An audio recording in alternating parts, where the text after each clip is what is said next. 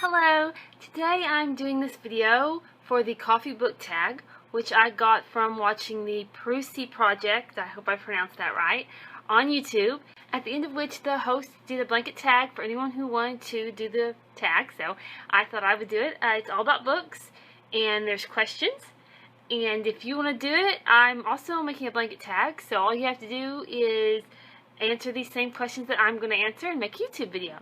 And I'll post the questions down below, as well as the link to the Prusi Project. Okay, name a book that was hard for you to get into, even though it has a lot of die-hard fans. Twilight.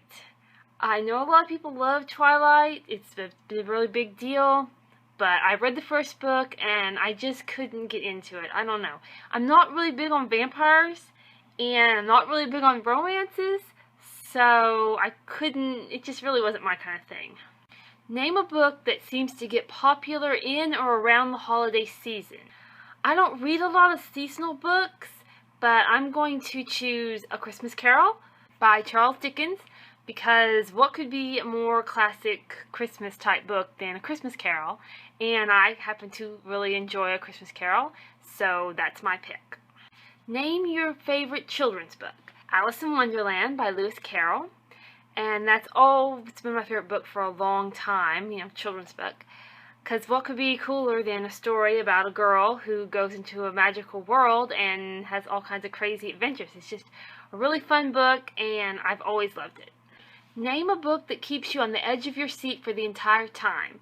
For this one, I am choosing The Hawk Eternal by David Gemmell. Again, I don't know if I'm pronouncing that right, but anyway. This book just had me the whole time, through the whole book, I was just sitting there like, what's going to happen next? What's going to happen next? What's going to happen next?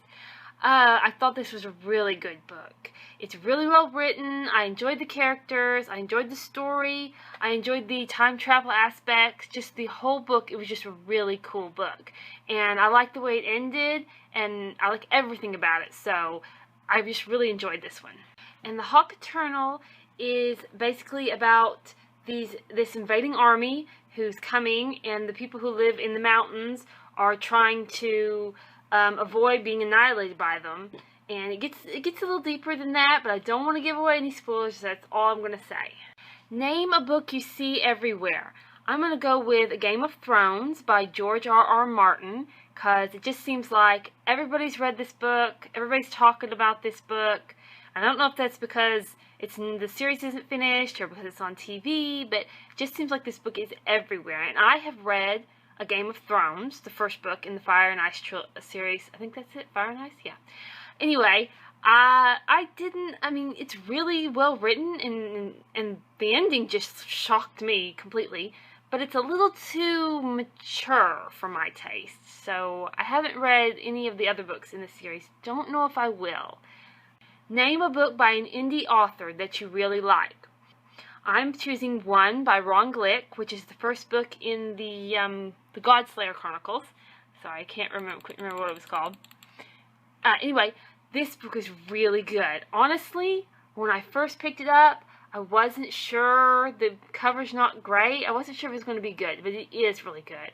And I've read the second book. It's also really good. And I have the third one. I haven't read it yet, but I'm looking forward to it. And One is a fantasy novel about a man who the gods have chosen to wield these special swords that were created, and his journey to his destiny. And it's a great book, so I highly recommend it. If you like epic fantasy, you should totally read this series because it's good. Name a book you were expecting more from.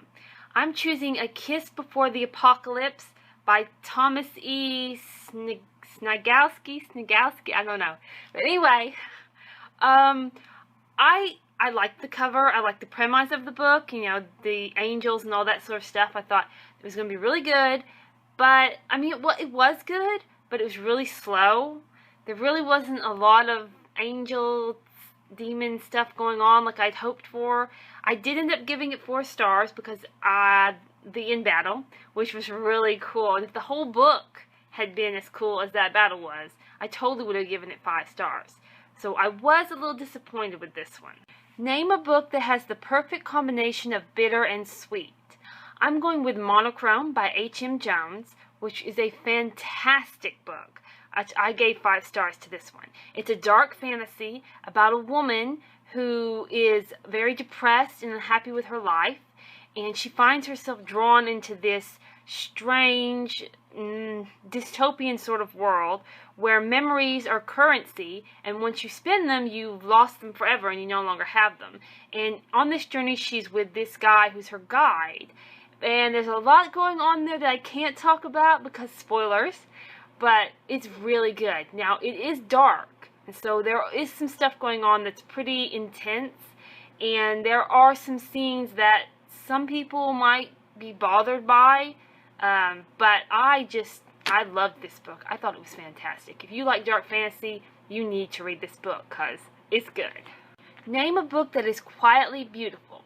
For this one, I'm actually going to go with the book I'm reading right now, Ink and Steel by Elizabeth Bear. And this is a book, it's a fantasy book, it's a historical fantasy. It's about William Shakespeare, actually, in England during the time when he was alive, but also about the land of the fairies, with the fake court and everything. This is a weird book for me because it's like the plot is really slow and kind of boring. I'm not really into it, but it's a beautifully written book. Oh my, yeah, really pretty. It's just really well written. I'm just kind of bored, but I love Kit and Will, the 2 main characters, so much. I mean, like, seriously, they are the only thing that is keeping me reading this book, really. I just like being with them, I like following their story, and I ship them so hard. It's like, I haven't shipped a couple this hard in a book, and they're not even a couple, really. You know, not so far. I haven't finished the book yet, so I don't know. You know, I can't give away any spoilers for the ending because I haven't actually finished the book. But I want them to get together, and I really, really hope they do. But, because I really like them a lot. So it's weird for me because it's like, I don't love the book, the basic plot of the book, but these 2 characters, I'm just completely enamored with them. And I love reading them, and I already have the sequel, so I'm going to read it too, just so that I don't have to leave them yet. Name a book that makes you dream of far-off places. This was kind of hard for me to think. I had to really think about it because most of the books I read are fantasy books set in worlds that don't exist. So I don't have any books I can think of that I really love that are set in actual locations. So I chose Dragons of Autumn Twilight by Margaret Weis and Tracy Hickman, because there is no place, real or imaginary, that I would rather visit than Krynn. I wish it was a real place. I would go there, and these are some of my favorite books ever, right here. Love this love the Dragonlance series. Just love the characters. Just wish I could just dive into this book and live in it. Okay, so yeah, that's it. And this was actually a really fun tag. I think, you know, it was a little different getting to talk about the books that I like rather than just talking about writing. So if you guys want to do it, then you should feel free. I tag you. It's a lot of fun just talking about books. And thank you. Bye.